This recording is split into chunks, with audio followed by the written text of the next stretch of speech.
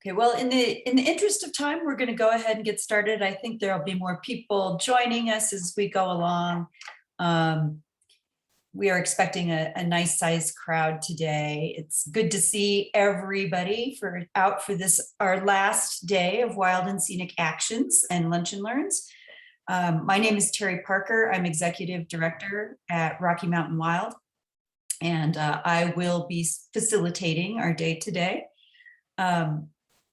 We've had 3 days of Lunch and Learns this week for our Wild and Scenic Film Festival, which is an event that happens all week long. And so I'll be talking just a little bit more about that event at the end of the day.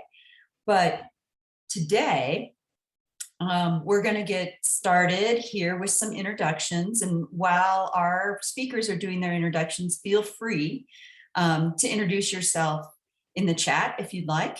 We'll be introducing ourselves using our names, our title in our organization, our preferred pronouns, and also an acknowledgement of the ancestral lands where we are coming from today.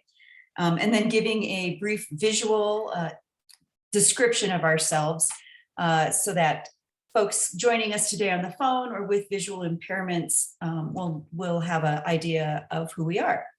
And so I'll go ahead and start. As I mentioned, my name is Terry Parker. I'm Executive Director at Rocky Mountain Wild. I use she, her pronouns. I am calling in today from the ancestral lands of the Ute, the Apache, the Cheyenne, and the Arapaho tribes here in the mountains above Denver.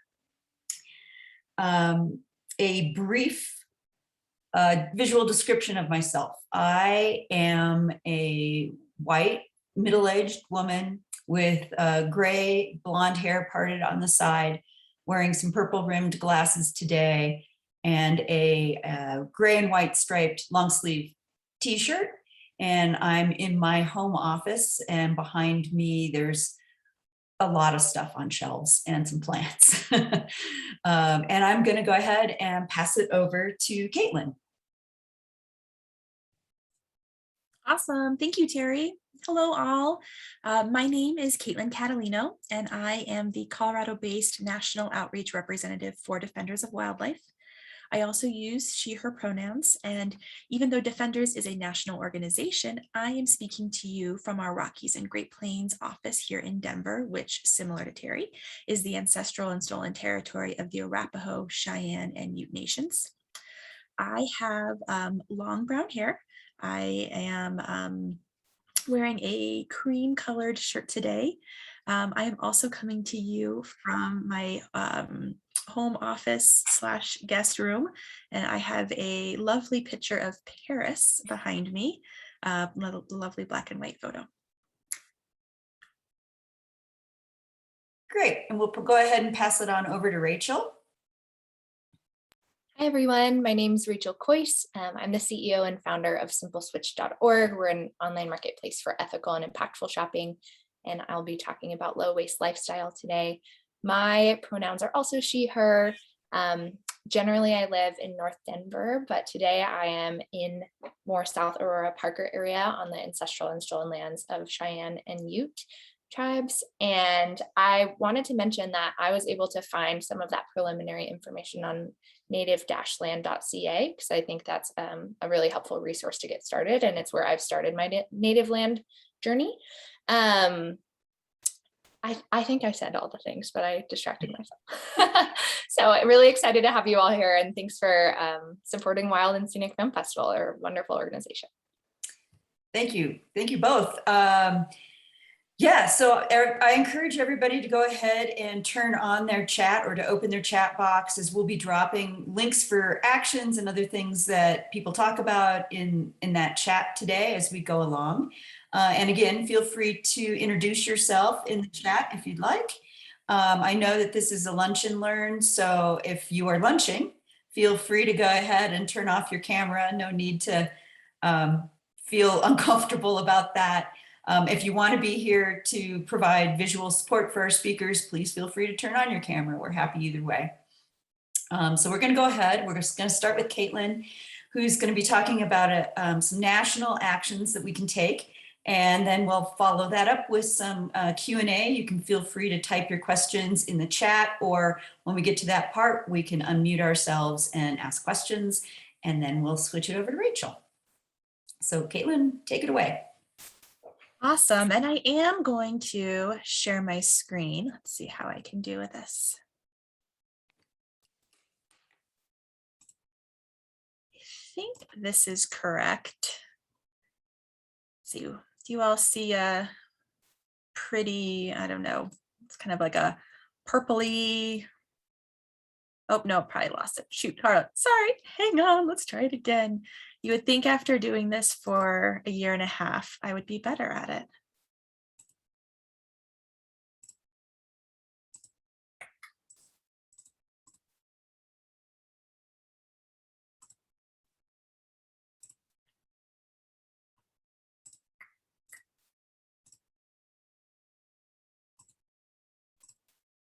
Okay. There we Hopefully go. you guys know a presentation. I'm going to throw my notes up. Can you see those notes? Oh, excellent. Awesome. All right.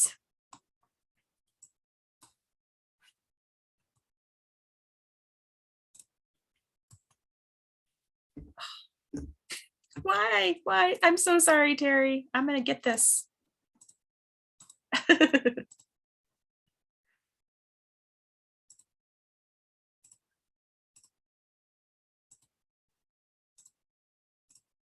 Okay, here we are. I'm just not going to mess with it. All right. So hello, everyone. Again, thank you to Terry and Rocky Mountain Wild for hosting this. I'm excited to be joining Rachel today and have the opportunity to talk to you about one of Defender's sort of premier priorities that we've been working on for decades, and that is protecting the Arctic National Wildlife Refuge from oil and gas drilling. And it's not only an issue that we've been working on for a long time, but it's also a very timely issue for right now. So I'll tell you a little bit more about that here in a moment. So just a little bit about what I want to discuss today. I want to introduce you to Defenders in case you're new to our organization. Again, talk a little bit about what's happening with the Arctic National Wildlife Refuge and sort of how we got here and what do we think is happening moving forward. And then we'll wrap up my portion of the presentation with an action, ways for you to help today when you finish, either right now or when you finish the presentation, to make a difference for the refuge. So just briefly, would love to introduce you to Defenders of Wildlife. We are a national wildlife conservation organization. We were founded in 1947. We were actually originally the Defenders of Fur Bearers. But since the 40s, we have really expanded our vision, and now we work to protect native plants and animals in their natural communities. Defenders has a three-pronged approach to wildlife conservation. We work on the ground with stakeholders who either work directly with wildlife and restoring wildlife habitat, or who are impacted by wildlife. So that can be state and city municipalities, state and federal agencies, private landowners, ranchers, tribal organizations, other NGOs. That list is pretty long. We also work in the courts. We want to make sure that our critical environmental laws are being upheld and that we're holding agencies and industries accountable for following the law. And then we also work with federal and local policymakers to ensure that as new policies are being advanced, that those are moving forward with wildlife and habitat in mind. And if there are policies that are maybe more anti-wildlife, that we're working to either defeat them or to improve them and make them better for wildlife.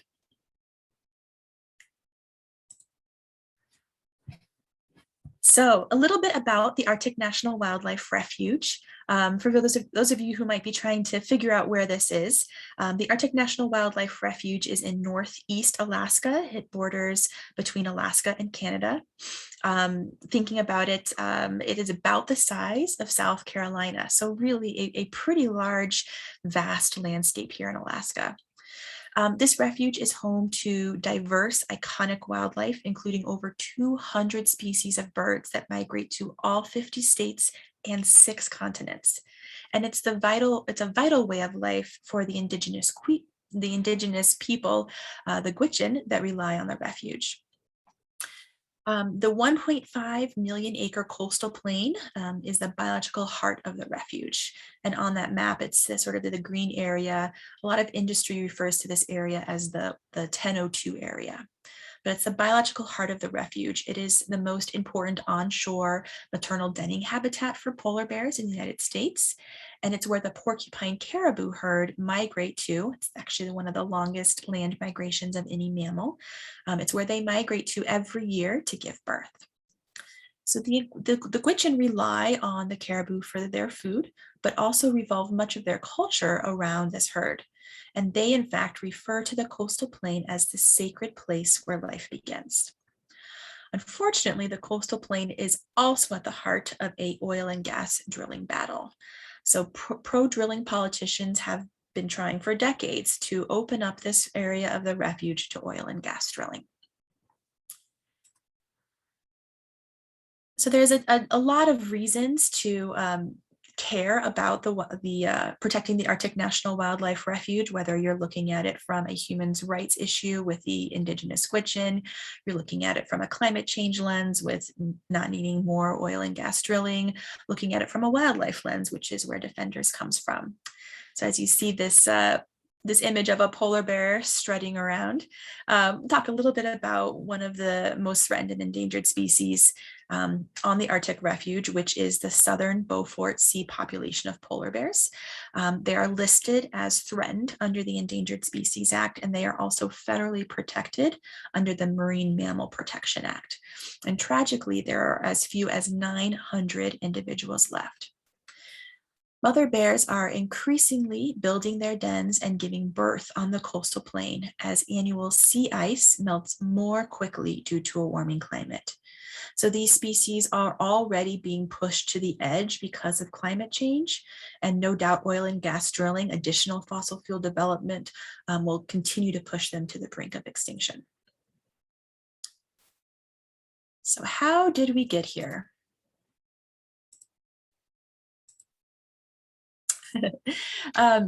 So for decades, as I mentioned, pro-drilling politicians have been working to open this refuge to oil and gas drilling, but they were unsuccessful until December 2017, when Congress passed a tax package that mandated lease sales to drill for oil and gas in the coastal plain of the Arctic National Wildlife Refuge.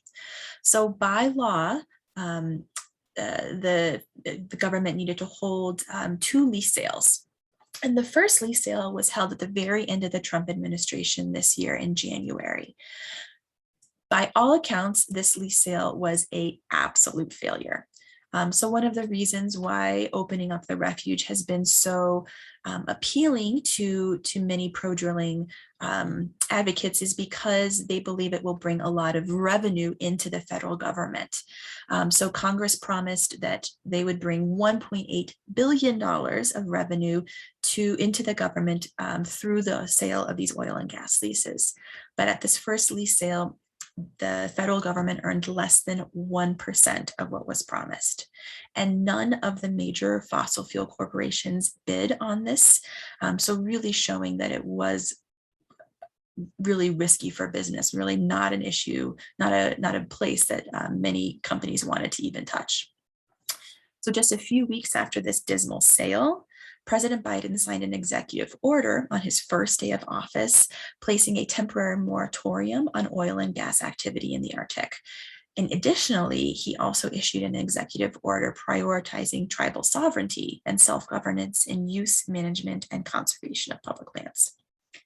However, even with this executive order in place, right now the law of the land is a second lease sale must be held.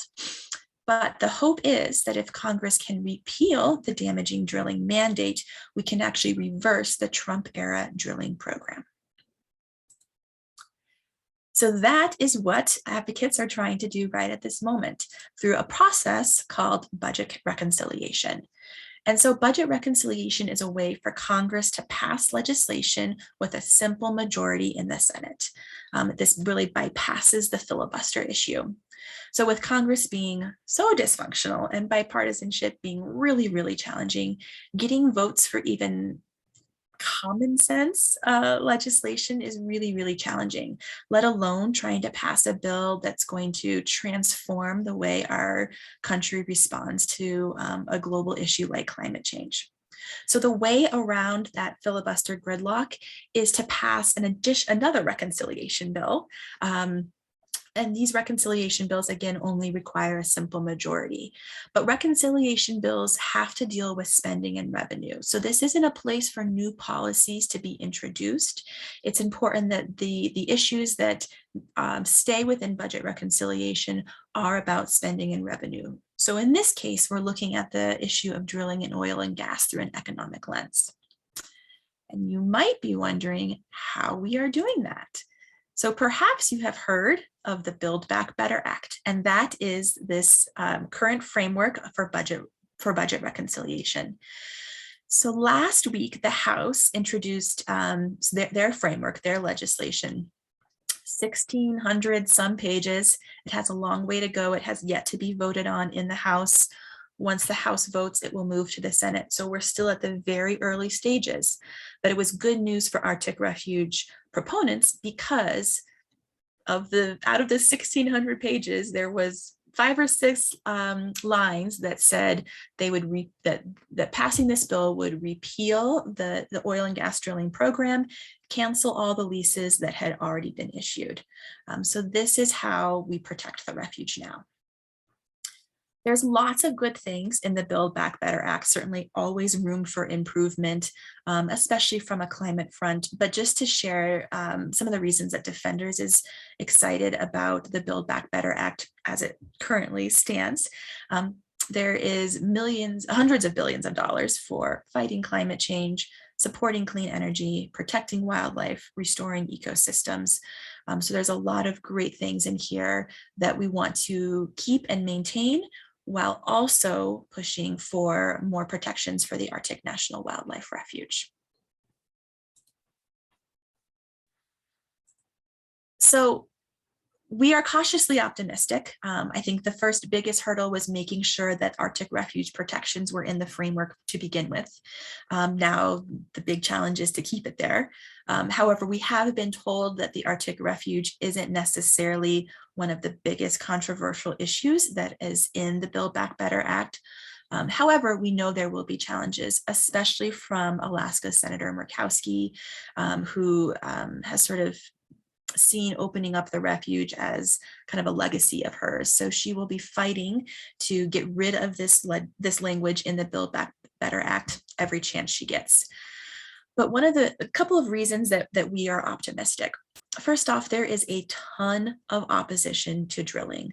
Poll after poll in the last few decades have shown anywhere from 2/3 to 70% of Americans oppose drilling in the refuge. It's not a popular issue, and for a number of reasons, because of the threats to wildlife, because of the threats to the indigenous Gwich'in Nation that rely on the refuge and the migrating porcupine caribou herd. There's also severe climate risks, as this is an area of the world that's warming at twice the rate as everywhere else. And finally, it's just a big threat to our public lands in general. So if we're willing to open up the crown jewel of the National Wildlife Refuge system, again, focus on the words wildlife refuge, if we're willing to open up this area for oil and gas drilling, then what's to say that none of our public lands in the lower 48 in Colorado could be safe? They may meet the same fate. It's also really risky from a business perspective, and we saw this play out with the failed lease sale. Currently, there are 6 major US banks: Goldman Sachs, Chase, Citigroup, Morgan Stanley, Wells Fargo, and Bank of America, and 24 other global banks around the world that have announced they will not fund any new oil and gas development in the Arctic Refuge or across the Arctic region. That's huge. Additionally, 8 major insurance companies have updated their policies to say that they will not insure oil and gas projects in the refuge either. And thankfully, we have a solid group of congressional champions who are willing to stand up for the Arctic Refuge, willing to put this language at the forefront of the Build Back Better Act. Here in Colorado, we have 4 of those congressional champs. Senator Bennett has been a long-standing supporter of the Arctic National Wildlife Refuge, and every congressional session he's introduced a Senate bill to protect the refuge as wilderness, which would prevent oil and gas drilling. Likewise, on the House side, Representatives DeGette, Nagus, and Representative Crow have also been very supportive and co-sponsoring legislation to protect this area. So we are hopeful that our strong congressional champs will be able to keep this language safe and to push this over the finish line. So now is where we all come into place, needing to take action. So our job as advocates, our jobs as constituents and people who care about the big picture of addressing climate change, as well as protecting wildlife and habitat, our job is really important right now. Even though the Democrats control the House, the Senate, and the White House, it's by the thinnest of margins. And there are a few moderate Democrats and Republicans that could really tank this entire effort. So Defenders feels like it's really important to be communicating with your members of Congress about your support for the Build Back Better Act, specifically with Arctic Refuge protections included. So what I'm going to do now, I might have to stop sharing my screen, but what I'm going to do in a moment is I'm going to drop a link into the chat. And this is a link to a petition webpage. It's a pretty standard webpage. You'll enter your personal contact information on the right-hand side. Based on where you're living, we'll be able to identify your representative and your 2 senators. And then you will be able to send a message to them directly as soon as you hit submit. So then on the left-hand side will be a message that's already been sort of pre-written for you. I strongly encourage you to personalize it as much as you can. It does talk mostly it's about protecting, or supporting the Build Back Better Act in general. But I'm on this next slide, and I will also drop into the chat opportunities to really personalize this, even with a simple additional statement of why you care about protecting the refuge. So you can sort of see here on this next slide, again, I'll drop this into the chat as well, adding in a sentence about why you care about protecting the Arctic Refuge. I'm not sure where all of us are calling from today, but if you are outside of Alaska, sometimes members of Congress can say, it doesn't matter to my state, that's far away from here, but they need to hear from their constituents that this is a place that you care about. This is public land that belongs to all of us, and that you want to see protected.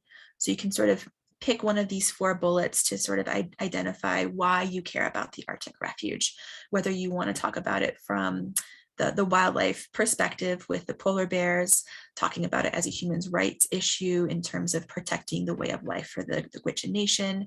Maybe you want to focus on the climate change aspect, or sort of combining all 3 into one. By no means do you need to copy and paste this directly. Certainly you can create your own sentences and personalize this message as much as possible. But you can do that. You can hit submit, and that message will be sent off to your members of Congress.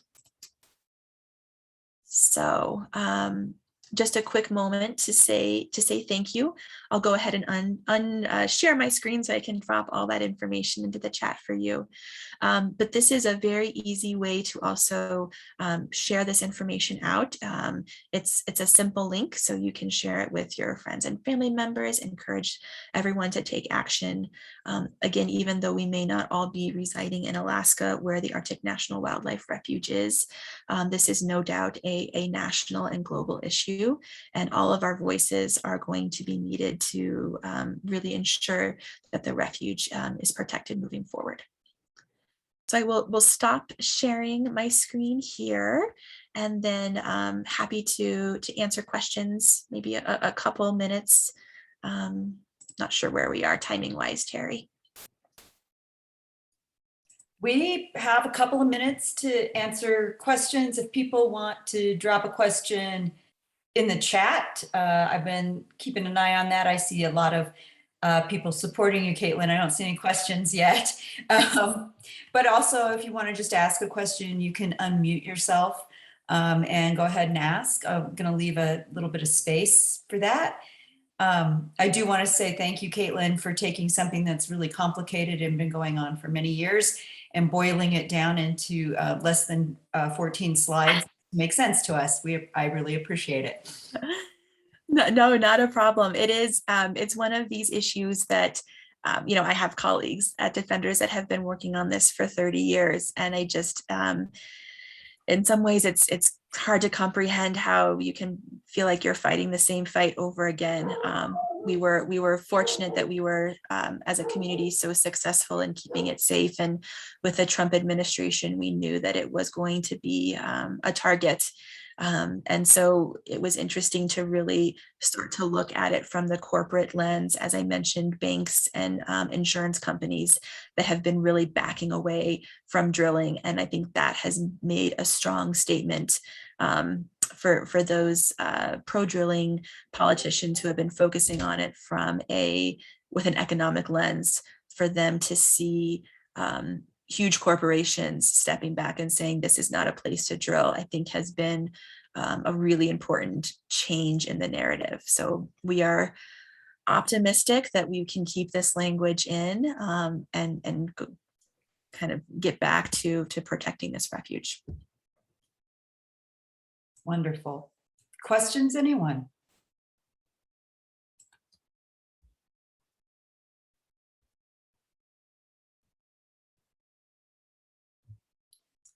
Well, I'll also I'll drop, if it's okay, Terry, I'll just drop my email in the chat as well. I'm happy to answer questions either about this issue specifically, or if you'd like to learn more about Defenders, other ways to get involved.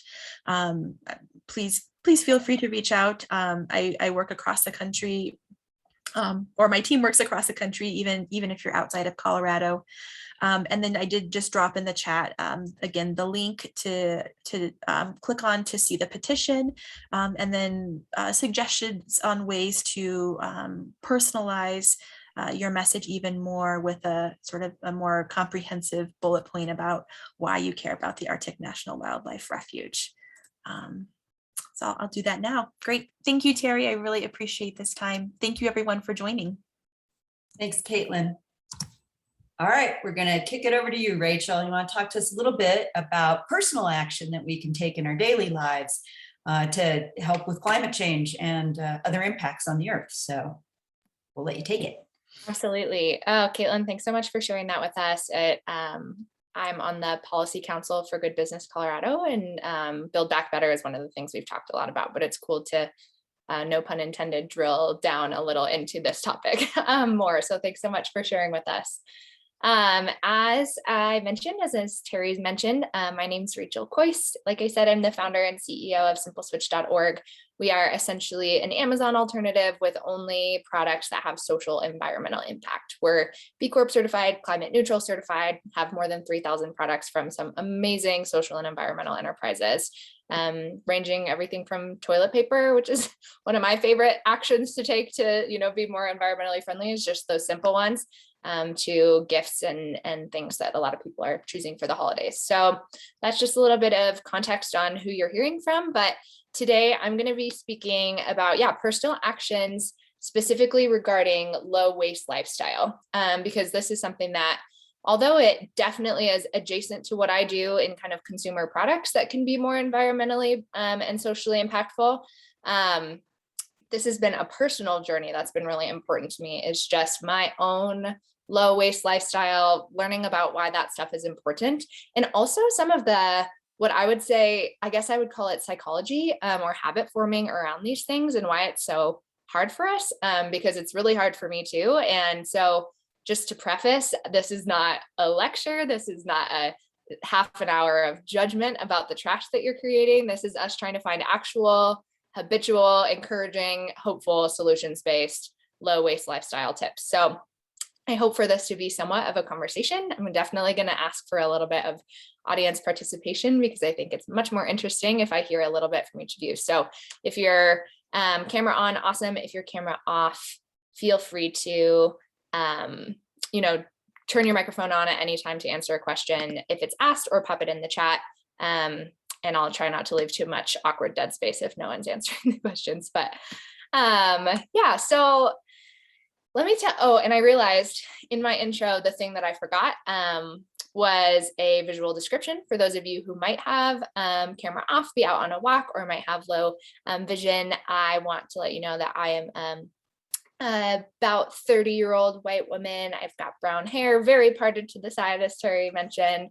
I am also in actually not my home office, but the home office of a sweet dog that I'm taking care of. I guess it's not her office, but it kind of is. And my background is some of their kind of awards and certifications on the wall, as well as computer in the home office and some curtains in the wall. So I wanted to make sure to add that since I didn't earlier. So I had a pretty interesting year in 2018. For whatever reason, at the end of 2017 in December, I think it was just a video I saw on Facebook, honestly, but it was about a small community in Japan that had drastically reduced their waste to almost zero waste for the whole town. Now, this was a small town, so it's not, the same as if Denver was to go completely zero waste, but pretty much the only change that this community in Japan made was making sure to divert their waste correctly. So they were just all very committed to making sure that anything recyclable was being truthfully recycled, and creating other revenue streams for their town and other production streams for manufacturers. Because as we know, recycling is an industry, right? We need both us, the providers of the recycled materials, and we also need the buyers of the recycled materials for use. And then they were also just doing a lot of composting. And so this, 6-minute video that I saw randomly scrolling through social media for whatever reason really spiked my interest in my own personal waste journey. And I'm a bit of a big what do we want to say? Impulsive goals, I think, person with some of these things. So I decided, I wanted to be zero waste. And then a few days later, before the new year, I decided 2018 was going to be my, zero waste year. And I was going to do it for the whole year, which probably that sounds really overwhelming to you. It should have sounded just as overwhelming to me. And it did. After thinking about it for a week, I thought, everything I'm reading, I'm seeing people who keep all their trash for a year in a tiny jar. And I don't think I can jump from how much waste I'm making now to that without a lot of failure and a lot of shame and a lot, I just need to make my expectations realistic. So I decided that instead of claiming zero waste, I was just going to commit to everything I touched, and it could be anything. I didn't have to make any changes necessarily in what I was consuming, but everything I touched, I had to either recycle correctly, compost, or keep. So I was able to consume whatever, but I had this laundry bag full of landfill trash in my bedroom that if there was something that I could not recycle or compost, I had to keep it so that I would have a visual reminder of the amount of trash that I was creating. And it was incredible. So let me give you some statistics. It's funny looking back on, and I don't implement it as strictly now, but it has certainly changed the way that I, touch trash. But essentially the national average for landfill waste created is 5 pounds a day. So about 150 pounds a month. And this can be everything from, food waste and packaging waste and all sorts of different things, but that's specifically landfill waste. And my original plan was to keep the landfill waste and once a month weigh it and then try to reduce that each month throughout 2018. Now, I'm a busy entrepreneur and I did not get around to doing that, but I did continue to keep it. And my first weigh-in was in June. So after the halfway point, I had only 6 pounds of landfill trash.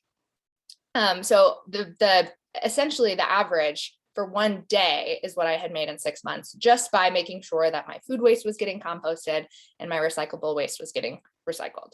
I will say I didn't make any huge commitments to not buying or using things that were in landfill packaging. But once I was making sure to separate parts of the landfill packaging that couldn't be recycled, once I was making sure to not throw away my whole leftovers container, but make sure to scrape out all the compostable stuff, it just made it a lot lighter, a lot more compact. And I think if that is the only landfill waste I created from now on, I would feel pretty comfortable with that number. I think getting, down to that small of a percentage, it doesn't feel to me like we have to go all or nothing. But I was really inspired to compost, especially because not only was my trash not heavy and wasn't creating methane gases. Some of you might not know, I certainly didn't know this before this wild low waste year, but I think there's a misconception that if we throw away to the landfill food waste or natural waste, it's going to compost the same way, because we imagine that landfills are this, outdoor space. It's kind of like if you threw it out your car window, eventually it'll decompose. But unfortunately with landfills, that isn't the case. And that's something I've been able to teach a lot of just friends and family who have said, well, I buy compostable products, but I just throw them away, or I, have some food waste, but I throw it away, so it's fine. But unfortunately, because landfills are sealed, then the way those things are broken down actually creates methane gas and is a huge contributor to the carbon footprint of our waste. So not only is it taking up valuable space in landfills that we would love to see instead being reforested and drawing down carbon and all sorts of things, but it's also contributing that. So I wanted to also point out why it might be important for this group to be reducing our waste. And I was really sad and surprised to find this out as I was preparing for this presentation, that the national average is 4.9 pounds landfill waste. Colorado's average is 7.8 pounds per day. So we are nearing double, about 1.5 times the national average. I think I certainly have the kind of idea that Colorado is a very environmentally friendly state. We're actually in the bottom half. So we're in the lower 25 as far as how well we divert waste. So one thing that I put in the chat during Caitlin's presentation is that I really believe in the power of consumer demand, us being loud. You guys definitely go and contact your, congressmen and congresswomen and congresspeople about, advocating for what Caitlin was talking about, but continue that advocacy with your voice, because it is really important. And other places that you can use that voice is in the way that you spend your money. That's why we exist at Simple Switch. It's in the way that you are taking these actions, because a lot of business owners like myself are obsessively trying to figure out what actions you guys are taking so that we can cater to those things as business owners. Unfortunately, a lot of those business owners have worse intentions than hopefully what I have. And so if you're able to show them that you really care about this kind of waste diversion stuff, then there's going to be more waste diversion solutions available in the market. And there's going to be more environmentally friendly packaging solutions available in the market. So I just want to really, just give you guys, that should be both convicting, but really hopeful that even just by making some of these really small and manageable changes in our life, that not only makes it's just a win-win-win, right? It makes the impact on the actual environment. If you're composting, it's a double whammy, because you're not creating that methane gas in the landfill and you are drawing down carbon. And with your compostable, also adds nutrients to plants. Composting is the best, nature's best invention. But it also has this huge systemic impact of changing any behaviors, small or big, is going to make that kind of impact on the market as a whole, on influences that we're able to have on both policymakers and business owners. So definitely want to leave you guys, if with nothing else, the impression that your voice, your purchasing power, your behaviors are all really, really powerful as we work to fight climate change. So another couple of reasons why low waste can be awesome is that it saves money. If you guys are, I was I heard something, or I was reading a description of a low waste guy today, and it said he's the kind of guy who washes out his margarine containers to take in his lunch the next day to work, those kind of things.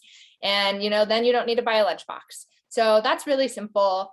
And, it's not necessarily these big flashy investment pieces in sustainability, but anything that is upcycled is going to save you money.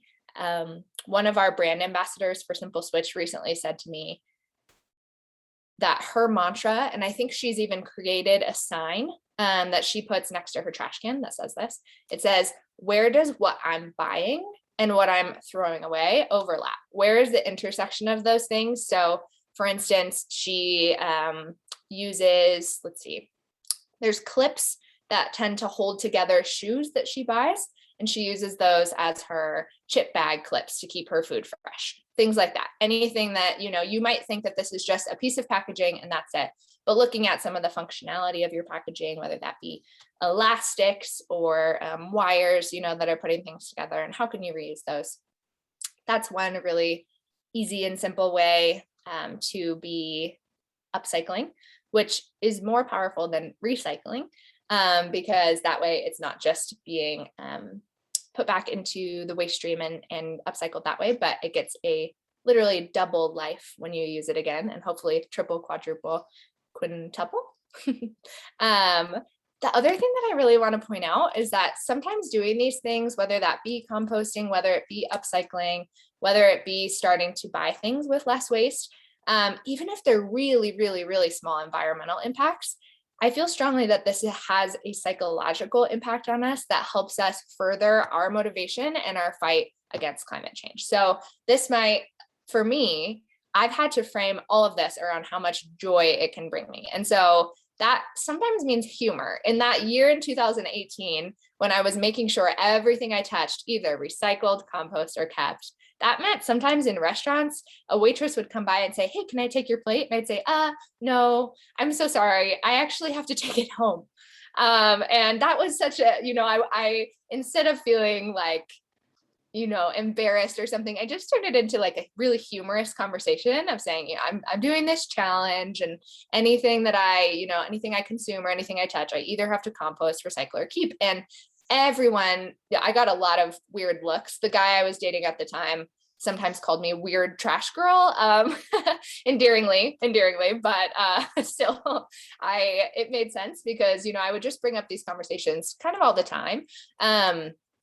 But that kind of awareness, like I said, I wasn't imposing any judgment or restrictions on myself as far as, oh, I can't buy that, I can't buy that. It was just, well, I do want to pay attention to the consequences of whatever I do end up buying and whatever I do end up ordering, touching, doing any of those things.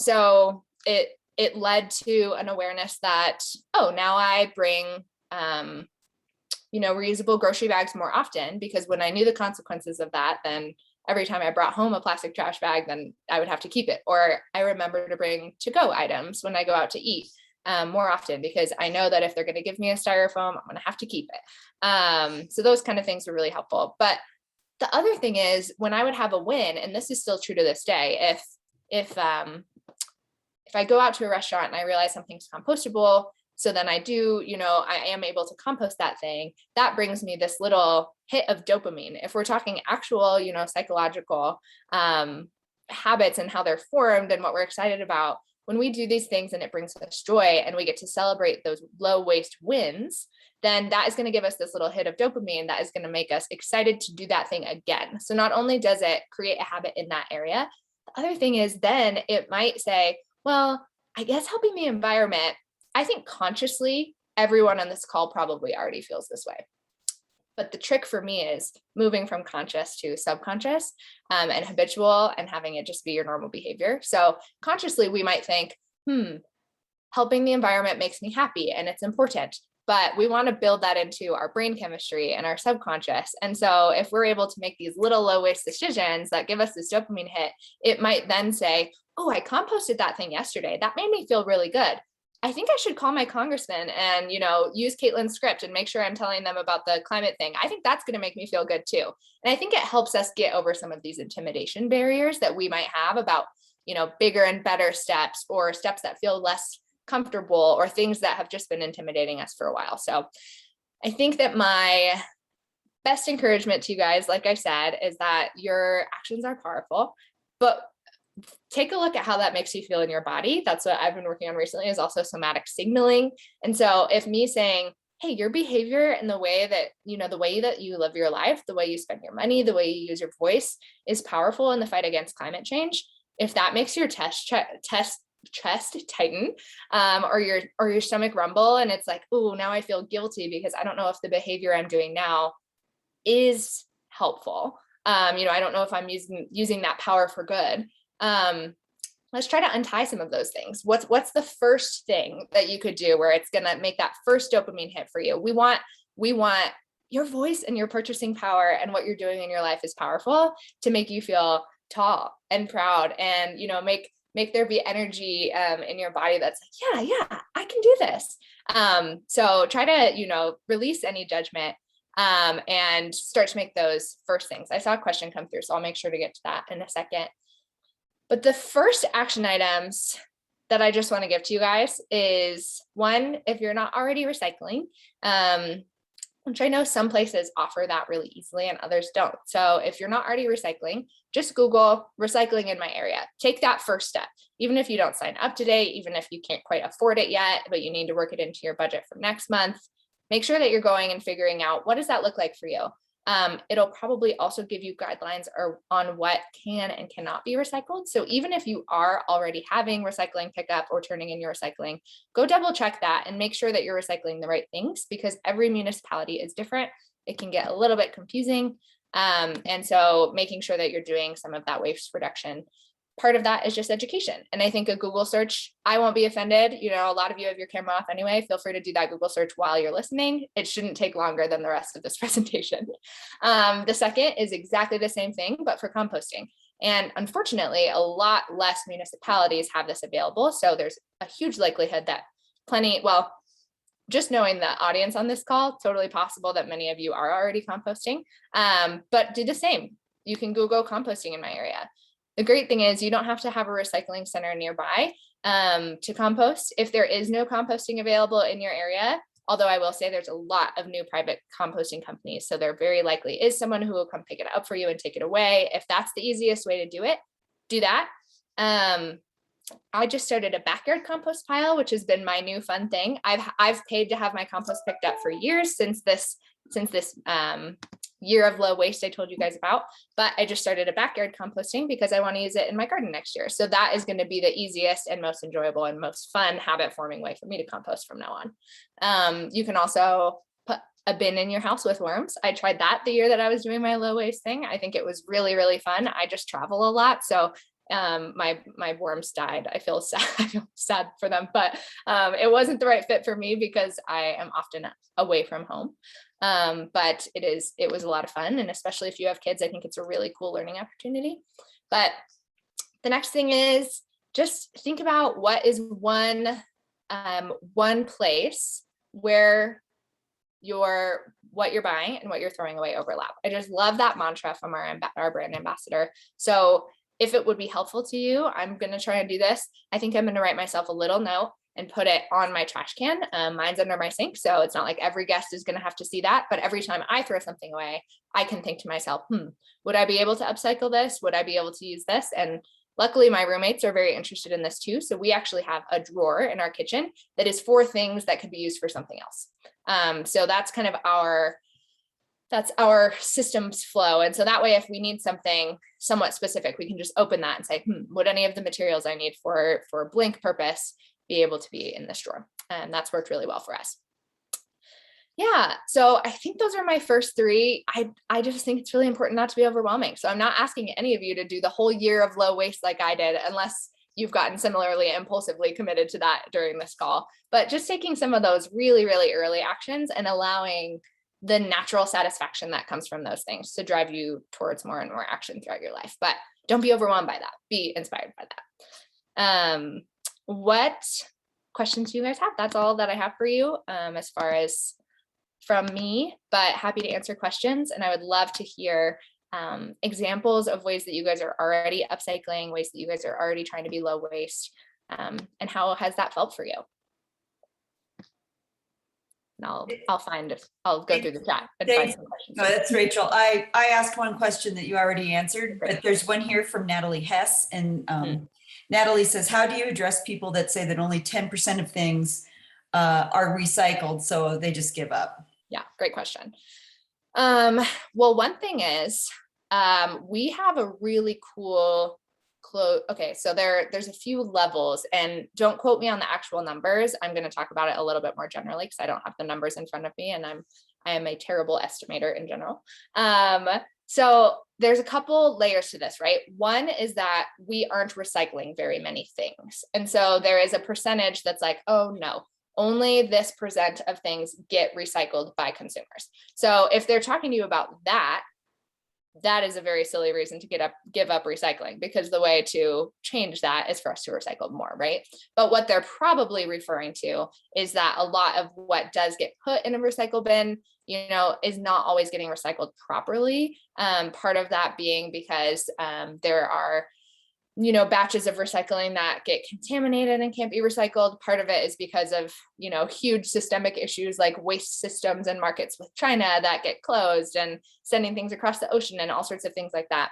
And my most important answer to that question is that we are the ones that have the power to change that. And it is going to be a long process. But just by you showing that you are committed to recycling, even if 1% of the stuff that you are properly recycling actually gets recycled, the more and more that legislators, business owners, private recyclers, everyone sees that you are participating in that action, the more that those systems are going to be improved.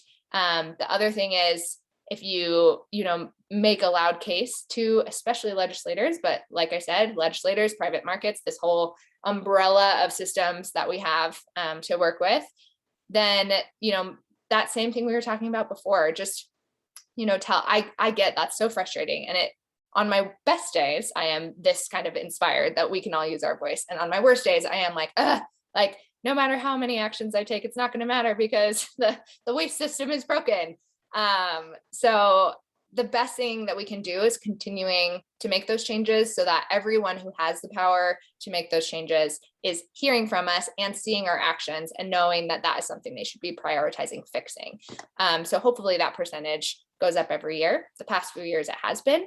We know that there was definitely kind of a big scandal about what's actually being recycled and everything that unfortunately I think discouraged a lot of people. But the people who are most involved in waste management and those things, I highly recommend EcoCycle as a resource for that if you don't already have one. They are constantly saying, don't give up, continue doing this, because the way that we are able to advocate for better policies and practices around this is by showing that you consumers care about this and prioritize it. Love it. Oh, yes. Great. I'm just going to elaborate on what Natalie just said. She said, great, I will do this. I also use the Starfish Story, which is actually was spoken about at my high school graduation party, because I love this story as well. And my sister often talks about that's why I do everything I do. So the Starfish Story, many of you have probably heard essentially that people are walking down the beach and come across this beach filled with washed up starfish. And unfortunately, starfish can't live outside the water for a long time. But there's, thousands, hundreds or thousands of these starfish on the beach. And so as they're walking by, one of the people starts picking up starfish and throwing them back into the ocean so that they, won't die and that they'll get to continue living in the ocean. And the other person says, well, there's hundreds and thousands of starfish here. Why are you doing that? You could never possibly make a difference. And so picks it up, throws it in the ocean and says, well, I made a difference for that one. And so that's the starfish. And I just think I actually I'm almost in tears. It's always a good reminder for me. So thanks for bringing that up. Yeah. Any other questions? We're all in this together. I'm in no way an expert, just someone on the journey with you guys, but I do get to work with a lot of companies at the forefront of making this easier for you guys. So that's really nice. Rachel, I don't so much have a question. I just have one quick thing to add. Yeah.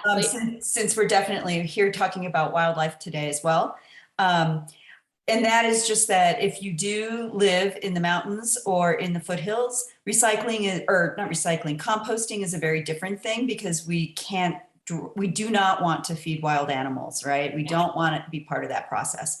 So if you happen to live in those areas, it's really important that you vermiculture compost or really have a closed system. And Colorado Public Wildlife Parks and Wildlife has fact sheets on how to do that, to be bear aware, those kinds of things.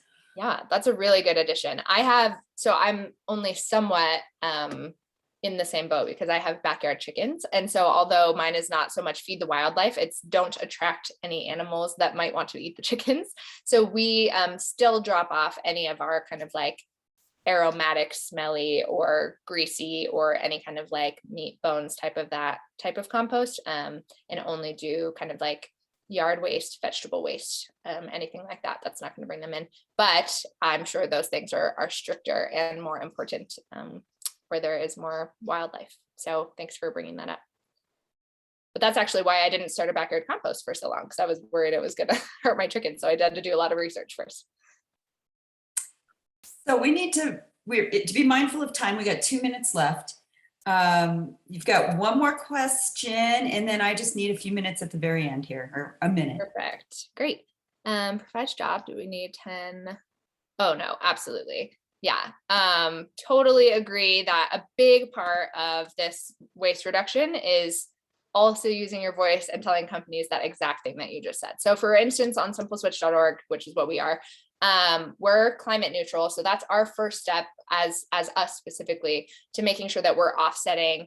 We're also plastic neutral. So any plastic in our supply chain, we pay to have that amount of plastic removed and properly disposed of in the waste stream. But we are also climate neutral, which means we do the same thing with carbon offsets with any kind of carbon footprint issues that we have. But yeah, absolutely. You on our site can shop by zero waste and low packaging and recycled materials and compostable materials and those type of things. Definitely advocating for even big companies like Amazon to have better packaging, less bubble wrap, to your point, less single-use plastic, all those things. It's another thing where they're not going to make the change until they see enough thousands of consumers say, I want this. And then they're like, okay, we better do it. So absolutely feel your frustration there. And let's see, and certainly I don't think we need all the different options and a million things being created either, but that's another thing where all we can do is use our voice and buy from the companies who are using practices that we believe in. Speaking of which, I'm definitely not here to sell Simple Switch products, but as a reminder, we're a marketplace for that. And what I do want to bring up is that we are a sponsor for Wild and Scenic, and the way that we are sponsoring them is through you guys. Any sales made with the code Wild and Scenic, a percentage of that sale will go towards the Wild and Scenic Film Festival, and so that's our sponsorship. So I'll put that in the chat as well. But do make sure that if you end up following, this link and shopping with us, that you are supporting, Terry and her team and this work and the amazing work that they're doing and education that they're doing. I'll also put my email in the chat. So if you guys have further questions or want to continue the conversation, you can find me in these places. Great. Thank you, Rachel. And I'm just going to wrap up today. Again, Rocky Mountain Wild works to protect wildlife and wildlands here in Colorado. And we are in the middle of our Wild and Scenic Film Festival. Tomorrow is our film festival, and it's a virtual film festival, so you can join from anywhere. Tickets are really affordable, and if you can't even afford a ticket, we have pay it forward tickets. All you need to do is ask, and we can get you a ticket to that. If you can't join us during the time of the festival, which is tomorrow 7 to 9 p.m. Mountain Time, those films will be available to you for another couple of days, so you can watch them later with your family or friends when it works into your time schedule. And the last thing I want to point out is that we do have an online auction. I'm going to drop that in the chat right now. An online auction to help us raise funds for our work to protect wildlife here in Colorado. There's some cool stuff. I just put up a pair of skis today, made in Denver, handmade in Denver skis that most people haven't seen yet. So if you go to the auction today, you might be able to get that first bid in there on those. And so there's some fun things, low waste items, reusable bottles, and all kinds of stuff on that auction. We try not to put a bunch of fluff on there.